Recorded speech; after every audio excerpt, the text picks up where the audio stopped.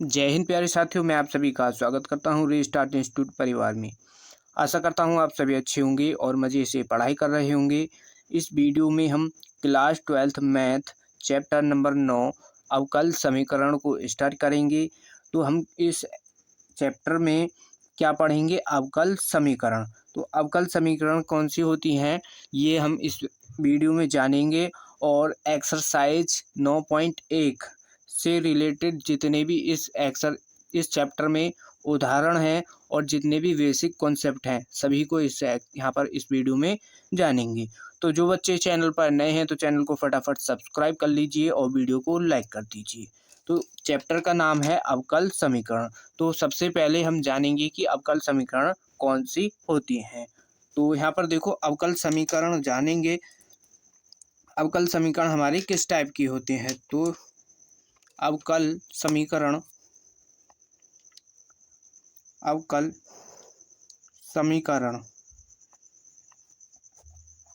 तो देखो, अवकल समीकरण कुछ हमारे इस टाइप की होती हैं कि ऐसी समीकरण जिनमें क्या है, अवकल गुणांक उपस्थित होते हैं, उनको क्या है, हम अवकल समीकरण कहते हैं।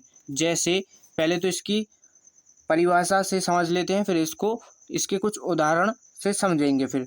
तो ऐसा समीकरण जिसमें क्या है, जिसमें अवकल गुणांक उपस्थित हो। अवकल गुणांक आप समझ गए यहाँ, यानी अवकलन। यहाँ पर जैसे हम अवकलन करते हैं, अवकलन का यहाँ पर कोई भी गुणांक इसमें किसी भी समीकरण में है तो वो क्या है, अवकल समीकरण होगी। तो उपस्थित हो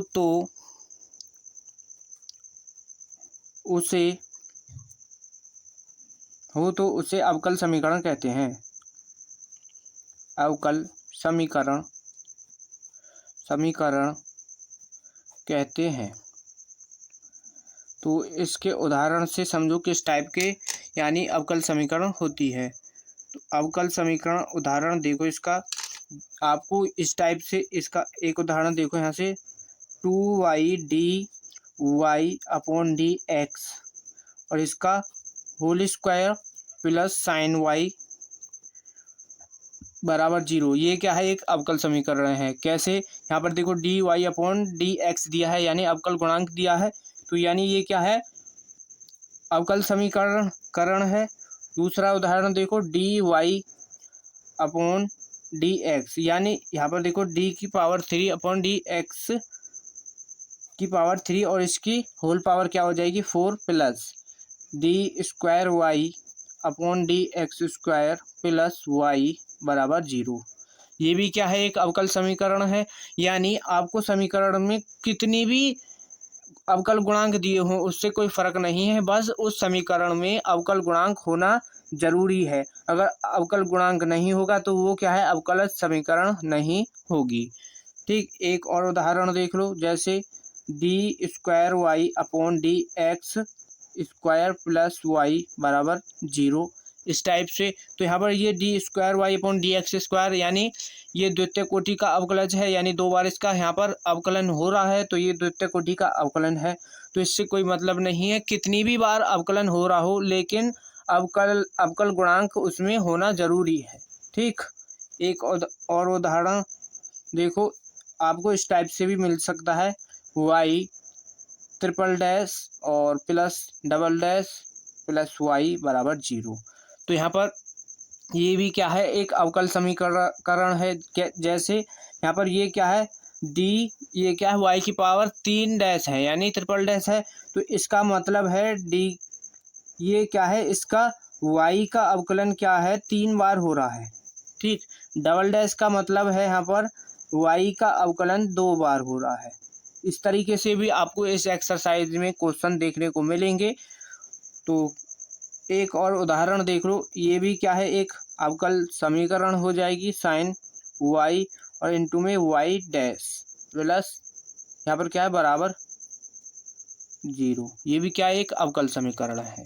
क्योंकि देखो ये डबल डैश यानी 2 बार अवकलन हो रहा है, यहाँ पर 1 बार हो रहा है, यानी इसमें अवकल गुणांक है, तो ये क्या हो जाएगी, अवकल समीकरण हो जाएगी। कोई दिक्कत नहीं होगी, आप समझ गए होंगे कि अवकल समीकरण किस टाइप से मिलती है। तो इस एक्सरसाइज इसकी 9.1 में क्या पढ़ने वाले हैं हम, अवकलन, ये क्या है, अवकल समीकरण की कोटि, अवकल समीकरण की घात। तो इसमें ये 2 पॉइंट हैं, ठीक, इन्हीं पर सारी एक्सरसाइज क्या है बेस्ड है, सभी क्वेश्चन इन्हीं 2 पॉइंट पर होगी। तो हम सबसे पहले इन दोनों पॉइंट को यहाँ पर जान लेंगे कि अवकल समीकरण की कोटि क्या होती है। तो अवकल समीकरण की कोटि, ठीक, अवकल समीकरण की कोटि। तो पहले इसकी परिभाषा लिख लो, फिर उदाहरण से समझ लेंगे। अवकल समीकरण, अवकल समीकरण यानी कोई अवकल समीकरण है, अवकल समीकरण की उच्चतम कोटि, उच्चतम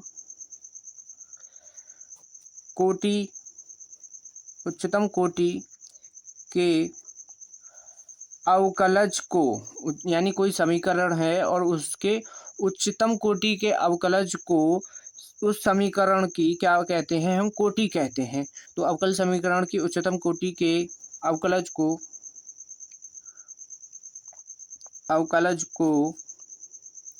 उस समीकरण की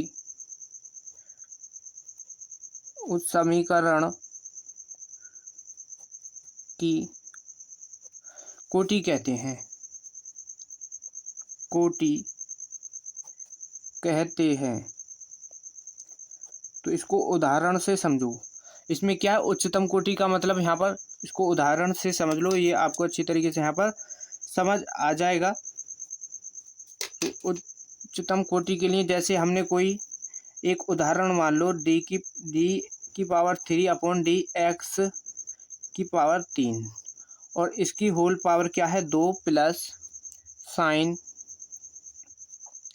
वाई, और d square upon d x square plus y बराबर 0।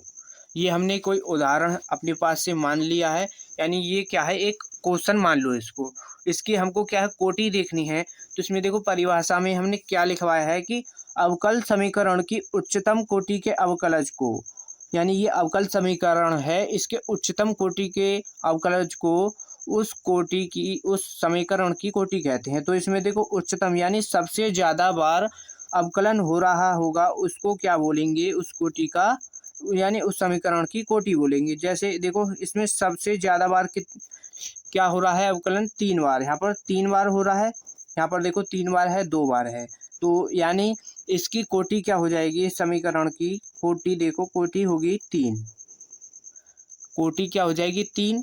जैसे एक और यहाँ पर उदाहरण देख लो, मान लो d square upon d x square है और इसकी घात 5 plus d y upon d x और प्लस में वाई बराबर 0। तो इसमें सबसे ज़्यादा बार अवकलन क्या बार हो रहा है, इसका 2 बार, तो इसकी कोटि क्या हो जाएगी 2, कोटि हो जाएगी इसकी 2, ठीक। तो आप यहाँ पर समझ गए होंगे, और इस टाइप के क्वेश्चन भी हम एक्सरसाइज में हैं उनको भी सॉल्व करेंगे, और उदाहरण हैं उनको सॉल्व करेंगे। तो यहाँ पर ये आपको पॉइंट यहाँ पर क्लियर हो चुका होगा कि कोटि, अवकलज की कोटि किसको कहते हैं, यानी अवकलज समीकरण की सबसे ज़्यादा बार अवकलन हो रहा होगा वो ही क्या है, अब उस समीकरण की कोटि हो जाएगी। अब यहाँ पर इसमें पढ़ना है घात, अवकल समीकरण की घात, अवकल समीकरण की घात,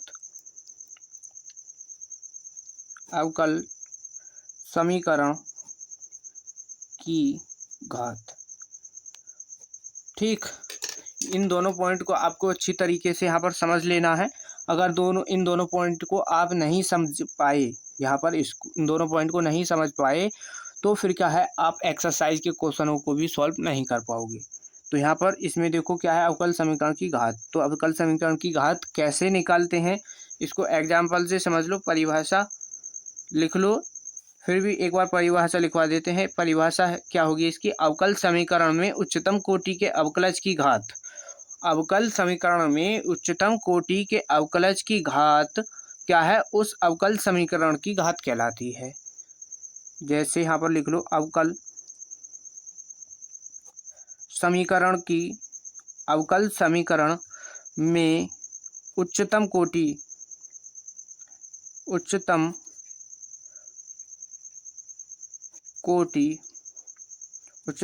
के अवकलज की घात, उच्चतम कोटि के अवकलज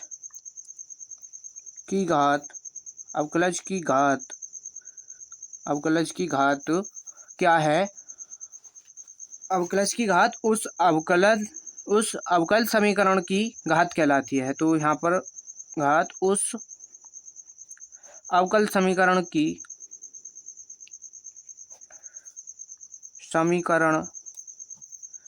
घात कहलाती है। परिभाषा आपकी इम्पोर्टेंट है। जो बच्चे इस परिभाषा को समझ लेंगे उनको क्वेश्चन में सॉल्व करने में कोई दिक्कत नहीं होगी। क्यों?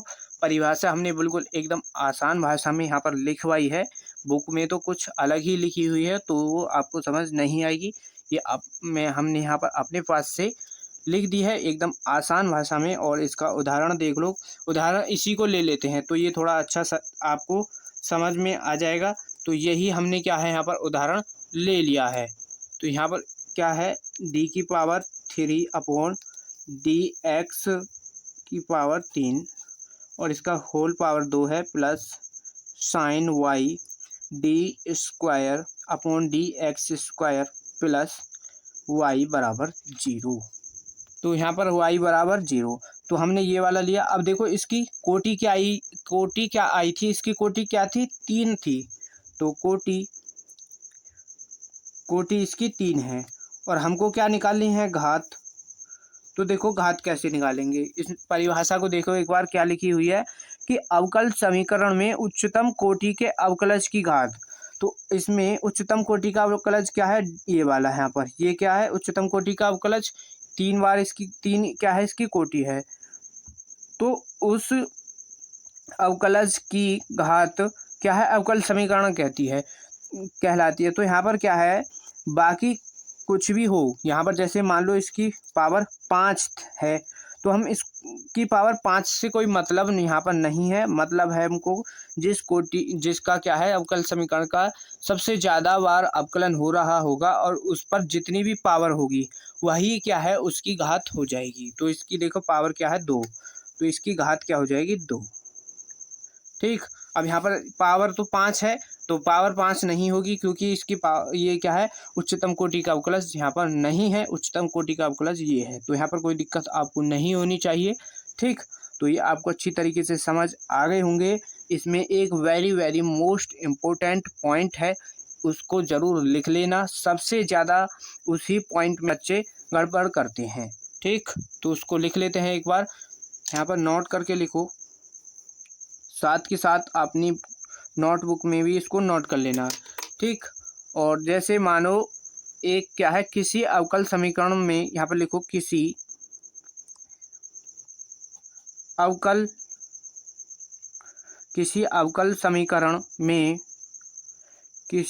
समीकरण में किसी भी यहाँ पर लिखो किसी भी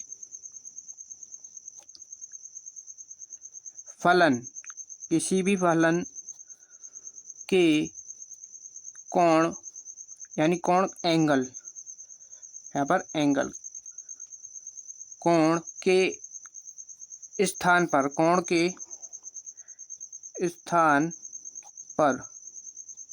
अवकल समीकरण, यहाँ पर क्या? अवकल समीकरण नहीं, यहाँ पर अवकल गुणांक स्थित है। अवकल गुणांक है या स्थित है, तो उस अवकल समीकरण की यहाँ पर ये क्या है? उस अवकल समीकरण की घात परिभाषित नहीं होगी। ये हमने परिभाषा अपने पास से बना करके लिखी है, ये कोई परिभाषा आपकी बुक में नहीं लिखी गई है, ये तो हमने अपने पास से बनाई है जो बच्चों को अच्छी तरीके से समझ आ जाए। ठीक, तो यहाँ पर उस अवकल समीकरण की घात परिभाषित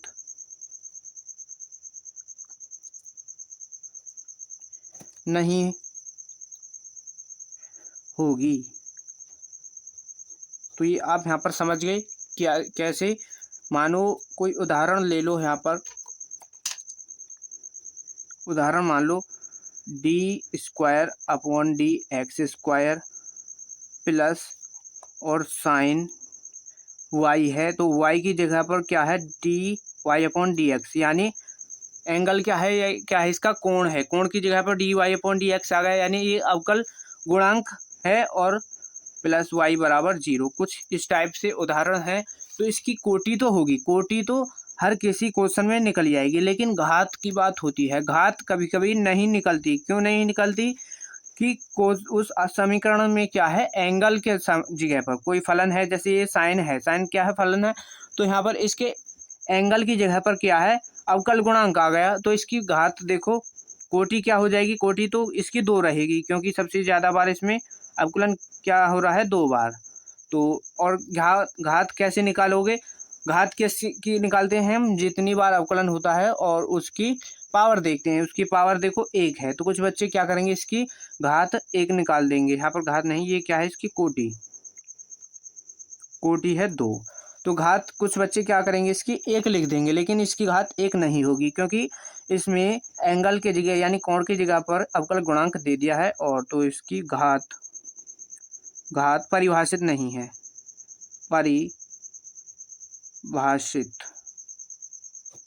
परिभाषित नहीं है, घात इसकी परिभाषित नहीं है। तो ये आपको अच्छी तरीके से समझ आ गया होगा। और जिन बच्चों ने वीडियो को अभी तक लाइक नहीं किया है तो वीडियो को फटाफट लाइक कर दो। अब क्या है, उदाहरणों को सॉल्व करेंगे, फिर एक्सरसाइज के क्वेश्चनों को सॉल्व करेंगे। तो इस यहाँ पर थोड़ा बहुत आपको समझने में दिक्कत हुई है, तो अभी हम उदाहरणों को सॉल्व करेंगे, तो वहाँ से आपको सारा बेसिक कॉन्सेप्ट क्लियर हो जाएगा, आप आसानी से खुद से क्वेश्चनों को सॉल्व करने लग जाओगे। ठीक,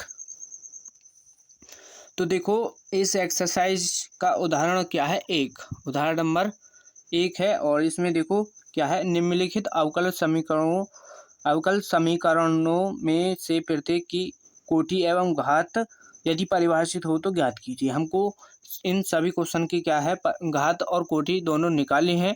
अगर घात परिभाषित है तो निकलेगी, नहीं होगी तो नहीं है। ठीक, तो देखो क्वेश्चन इसका फर्स्ट पार्ट है कि dy/dx माइनस कॉस x बराबर 0। तो इसकी देखो कोटि क्या होगी, पहले सभी क्वेश्चन की कोटि निकाल लेते हैं, कोटि, और यहाँ पर इसकी भी कोटि, इसकी भी यहाँ पर कोटि।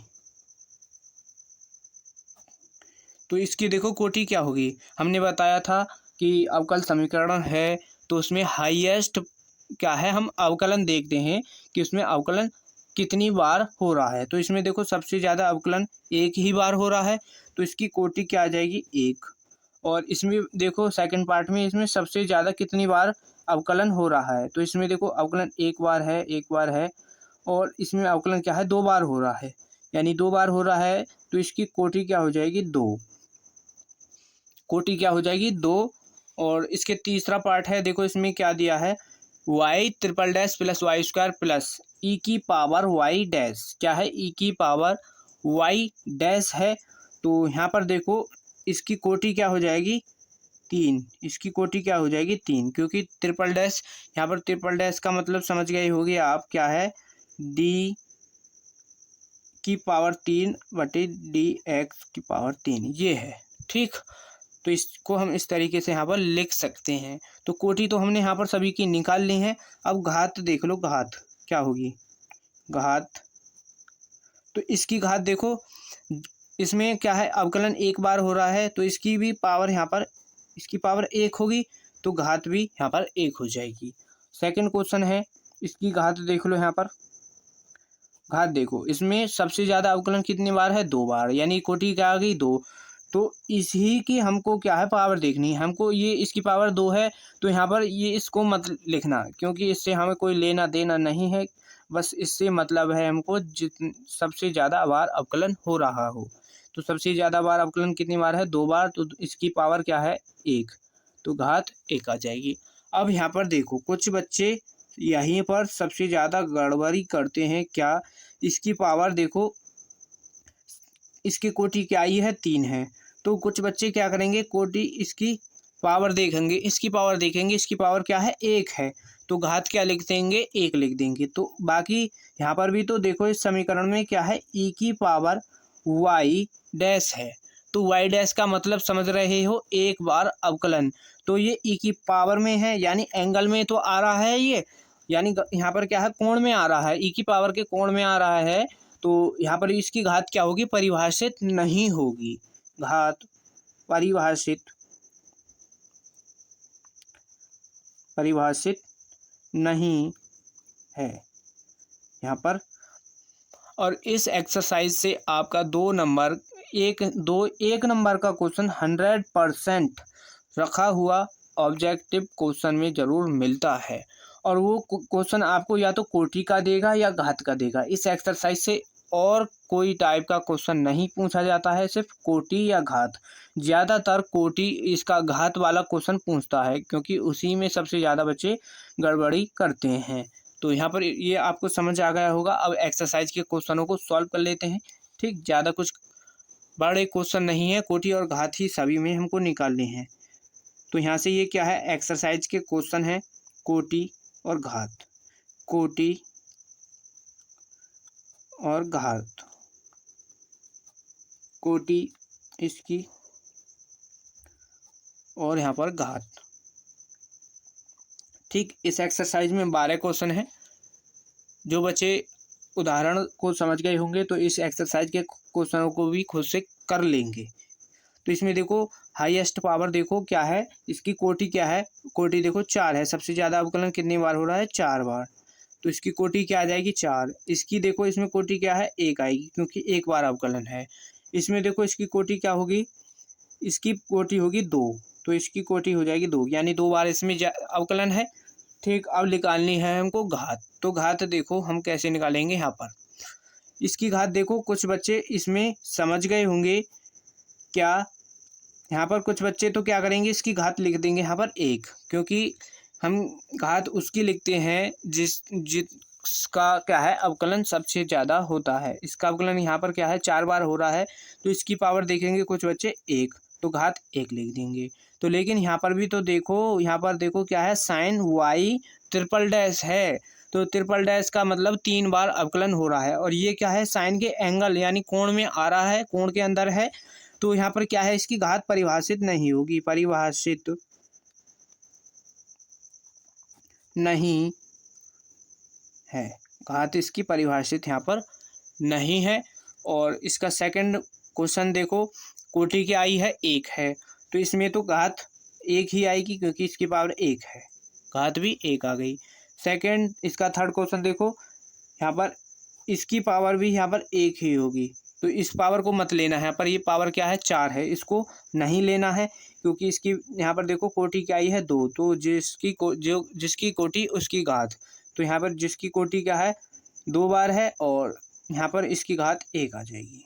ठीक, समझ गए होंगे आप अच्छी तरीके से। यहाँ पर नेक्स्ट क्वेश्चन है क्वेश्चन नंबर 4, कोटि। देखो कोटि इसमें देखो क्या आएगी? कोटि क्या है इसकी? 2। घात समझ गए होगी, घात क्या होगी इसकी? बताओ इसकी घात क्या है? इसकी घात, ये आपका होमवर्क क्वेश्चन, इसकी घात आपको बतानी है कमेंट बॉक्स में लिख करके, इसकी घात क्या होगी। और नेक्स्ट क्वेश्चन, क्वेश्चन नंबर 5, कोटि। इसकी कोटि देखो, कोटि क्या है? इसकी कोटि है 2। घात निकालो। घात देखो इसमें और कुछ तो, और किसी का तो अवकलन हो ही नहीं रहा है, तो यहाँ पर 1 ही तो अवकलन है, तो इसकी भी घात क्या हो जाएगी? 1 हो जाएगी। ठीक, और इसका आंसर आपको कमेंट बॉक्स में लिख करके बताना है कि इसकी घात क्या है। ठीक, next question, question number 6। Question number 6 को देखो क्या दिया है, और इसकी पावर, पहले तो इसकी कोटि देखो, इसकी कोटि क्या आएगी? कोटि और घात दोनों हमको निकालनी है। कोटि इसमें देखो क्या है, सबसे ज़्यादा बार यहाँ पर अवकलन कहाँ पर हो रहा है, यहाँ पर 3 बार अवकलन है, तो यानी कोटि 3 आ जाएगी। घात देखना चाहो तो घात उसी की देखते हैं जिसकी कोटि होती है, तो कोटि क्या है ये, और इसकी घात क्या है 2।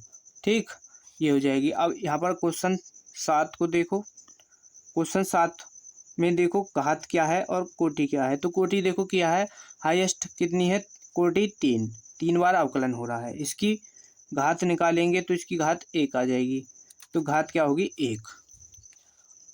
फटाफट इन क्वेश्चन को निपटाओ और एक्सरसाइज खत्म। छोटी सी ही ये एक्सरसाइज है। फिर नेक्स्ट एक्सरसाइज 9.2 को स्टार्ट करेंगे।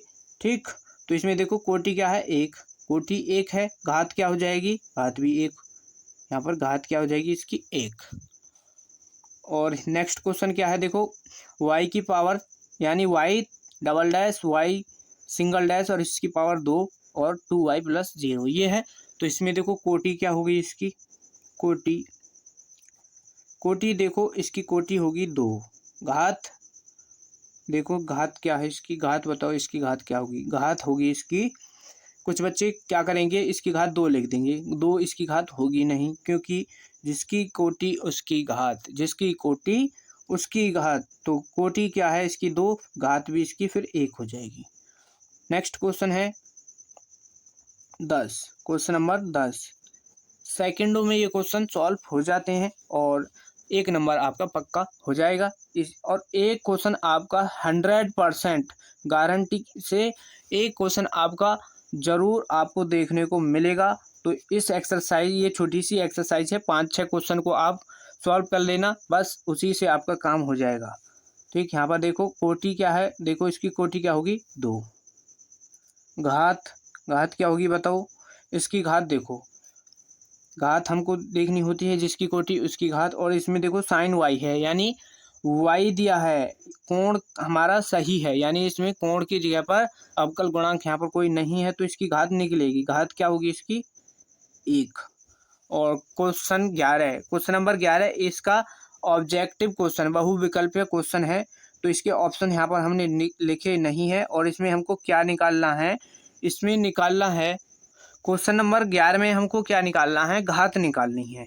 ऑब्जेक्टिव क्वेश्चन है और तो इसकी घात हम यहाँ पर निकालेंगे। तो इसकी घात देखो, घात निकालते हैं तो पहले तो हमको कोटि मालूम होनी चाहिए, तभी तो हम घात निकालेंगे। तो इसमें देखो अवकलन कितनी बार है, सबसे ज़्यादा बार 2 बार। तो कुछ बच्चे क्या करेंगे, इसमें सीधा क्या करेंगे, इसमें देखो 2 बार अवकलन हो रहा है, तो इसकी पावर जो भी होगी वही इसकी घात हो जाएगी, तो 3 इसकी घात यहाँ पर लिख देंगे। तो यहाँ पर भी तो देखो, इसमें यहाँ पर क्वेश्चन को पूरा देखना है आपको, ढंग से क्वेश्चन को भी देखना है, ये नहीं कि बस अवकलन देख लो कितनी बार हो रहा है बस उसकी घात लिख दो। यहाँ पर देखो इसमें क्या है, साइन dy/dx है, यानी साइन के कोण पर, यानी साइन के एंगल में क्या है दे दिया है dy/dx, एक बार अवकलन है, यानी अवकल गुणांक यहाँ पर मिल रहा है। तो यहाँ पर क्या हो जाएगी, इसकी घात परिभाषित नहीं होगी, घात परिभाषित नहीं है। और क्वेश्चन नंबर 12